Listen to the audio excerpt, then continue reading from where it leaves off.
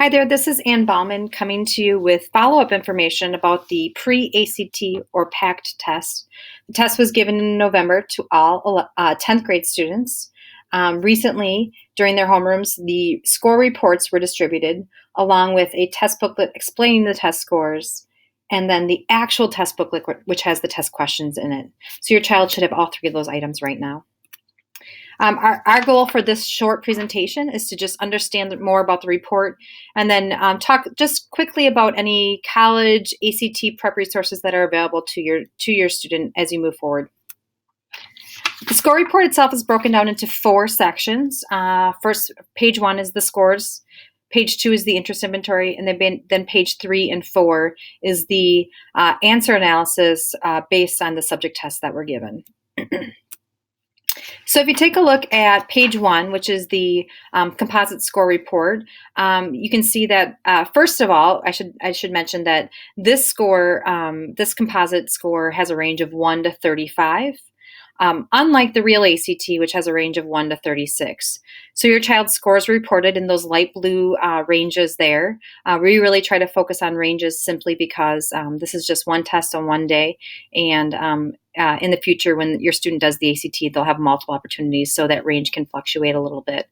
So the light blue area is the range that your child scored in, and then the dark blue is the actual score they achieved on the pre-ACT in that subtest.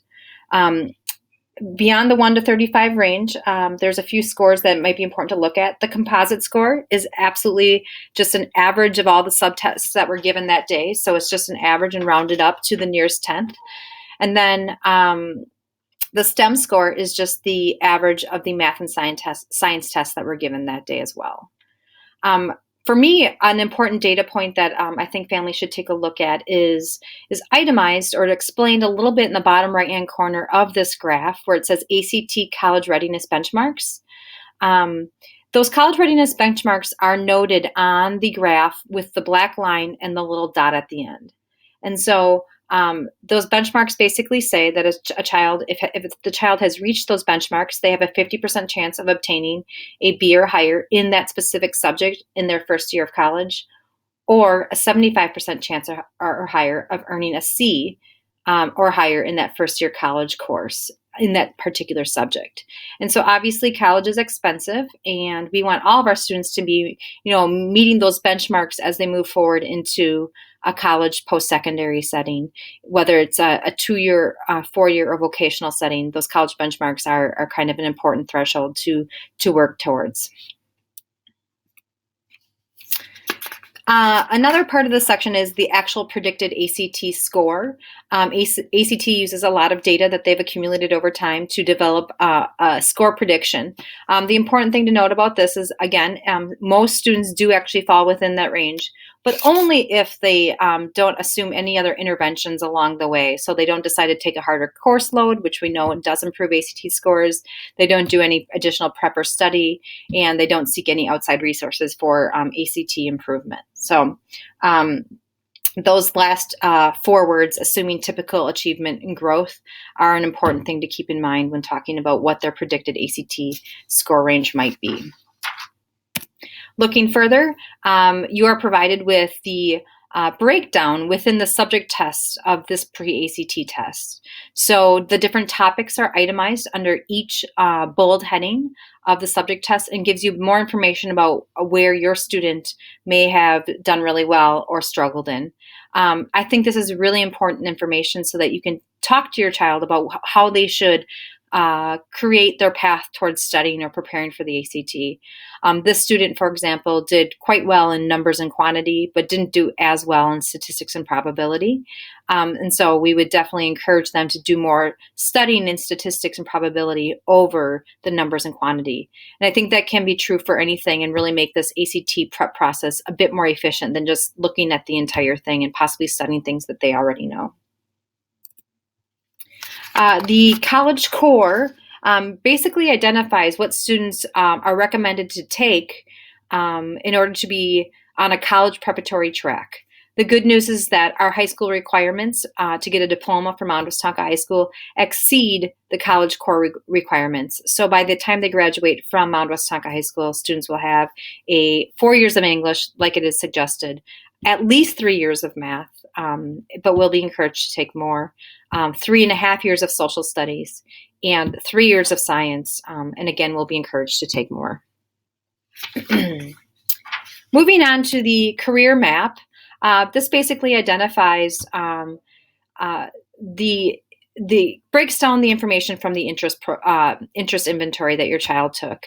And so it breaks it down into the 4 work tasks of working with data, people, ideas, and things. And then within those areas allows us to dive into career areas that might be interesting to your child based on their interests. So this particular child seems to like to work with people. And then within that, there are things like education, healthcare, creative and performing arts that kind of help work within that area of working with people. I think the on-track section of this report is really helpful. It helps students compare what they scored on the ACT with their interests, and then with their major or their career they identified that they wanted to take.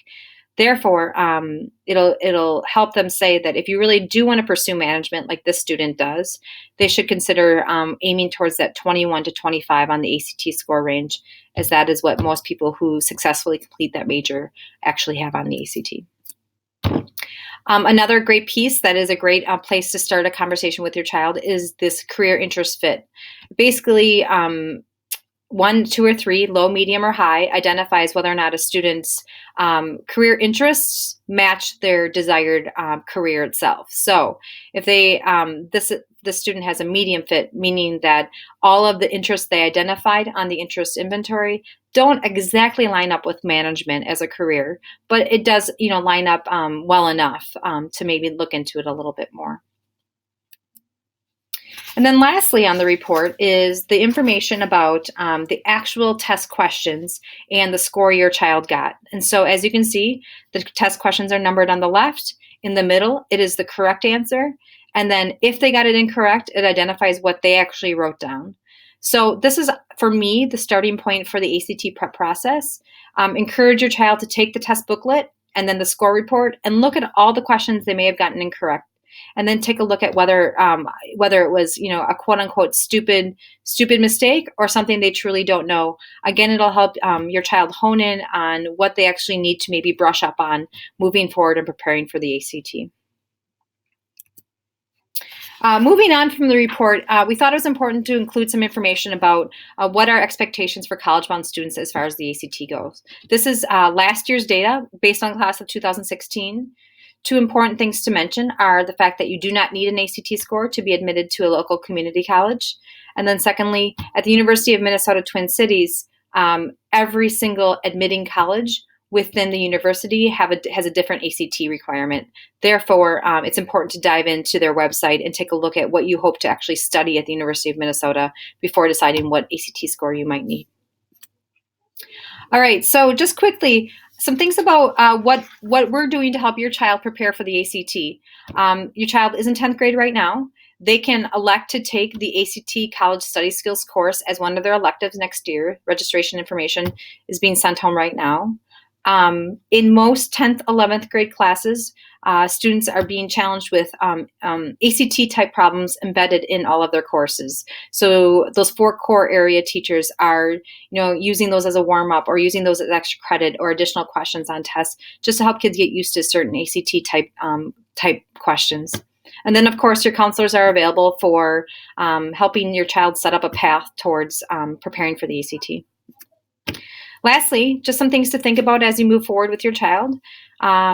Help them choose the courses that match their post-secondary choices and help them prepare well for a rigorous post-secondary environment. Encourage your child to do post-secondary job shadows or college visits now so that they can get a vision of what the future might look like for them.